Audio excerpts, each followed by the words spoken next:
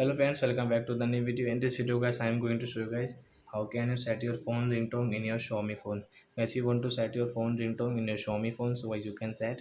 And guys, now let's see how to set phone ringtone in our Xiaomi phone. In this video guys, I am going to show you friends. So first of all guys, open your phone setting to set your ringtone. After on setting guys, scroll it and as you can see your sound and vibration. So guys tap here. So guys click on your ringtone setting. And guys click on guys profile and as you can see your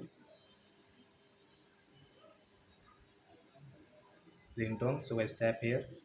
So I after guys which ringtone guys you like guys, you can see here like this type of ringtone guys, water. So example work we will take this. So I apply here and okay, so it will set. As you can see your ringtone. So guys like that guys you can set your phone ringtone in your Xiaomi phone. So I hope friends you have understood how to set ringtone in a Xiaomi phone. So that's it guys, thanks for watching. So guys now we will meet on guys next video guys with new topic. Before going guys, please go and like my video, subscribe my channel. Bye bye friends.